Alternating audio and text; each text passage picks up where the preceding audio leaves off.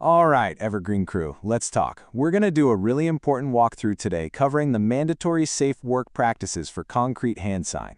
It's so important that we're all on the exact same page, every single job, every single time. And this right here, this is our goal. It's our mantra. One job, zero incidents. It's honestly the only acceptable outcome on any site we set foot on.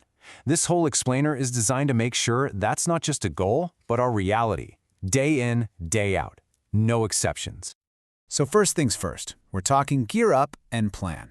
And you gotta remember, safety doesn't start the second you fire up that saw. Nope, it starts way before that. It starts right now, with smart, careful prep before the real work even kicks off.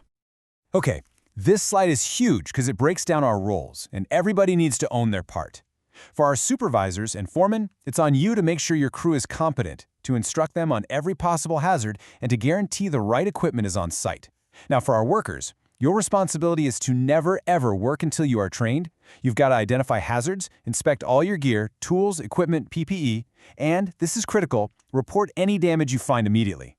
You see, it's a team effort. Every single one of these points is essential. So before you even think about marking a cut line, you have to stop and ask yourself this simple question. Am I ready to roll?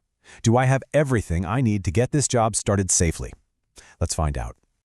And here's what everything looks like. This is the mandatory list. For tools, you've got your hand saw, the correct blades for the job, and your hand tools. For site control, you need your power cords, water hose, and a slurry vac with bins, plus all your delineators, tape, and signs. And your PPE, it's the whole shebang. Respirator, face and eye protection, hearing protection, gloves, coveralls, and rubber boots. Oh, and of course, a first aid kit has to be close by. Every single item on this list is absolutely non-negotiable. Moving on to Section 2, preparing the work zone. Look, controlling the environment before you even think about making that first cut is, well, it's everything. It's step one for a very, very good reason. And this is the exact flow you have to follow, in this order. Step 1, walk the site, identify your hazards, and assess the risks. Step 2, check and mark all utilities. I'm not kidding, no guessing games. Step 3, lock out any and all live utilities. This step literally saves lives. Step 4, set up your control zones with barriers to keep everybody clear. And finally, Step 5, get your slurry and dust management systems ready to go before you start making a mess. All right, now we're getting to the heart of it, making the cut. This whole section is about the mandatory rules. These are the absolute do's and don'ts that you have to live by the second that saw is in your hands. Let's start with the tool itself. Do make sure you are using the correct blade for the material you're cutting. It matters. And the big don't? You never, and I mean never, use a handsaw with a busted guard or any other kind of safety defect. If that saw is not in perfect working order, it doesn't get used. Period. Next up, technique. You absolutely do use water for dust suppression. This isn't just about keeping things tidy, it's about protecting your lungs from silica dust, which can be deadly. And on the other side of that coin, don't force the blade. And don't let it rise up out of the cut. You have to let the tool do the work. The moment you start fighting it, you risk pickback, you risk breaking blades, and you risk getting seriously hurt. And you've got to manage your mess as you go. So do use a slurry vac or a dam to control that caustic slurry right as it's being made. And the big don't here is don't let that slurry or debris pile up. It's a nasty slip hazard and it's a health hazard.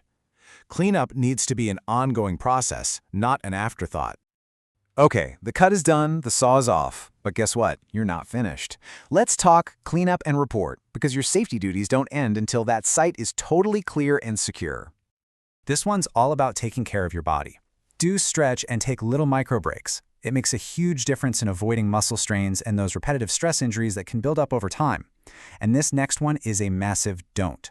Do not eat, drink, or use any tobacco products in an area where there's crystalline silica. You don't want to be breathing that stuff and you sure don't want to be eating it. Always wash your hands and face before you take a break. And I really can't say this enough. If you see something, you have to say something. Report any little bit of equipment damage or any concern you have about the site conditions to your foreman right away. That small issue you point out today could be the very thing that prevents a huge incident tomorrow. You guys are our first and best line of defense. So let's wrap this up and bring it all home. All these rules, all these steps, This isn't just paperwork or red tape. They all exist for one single, solitary reason.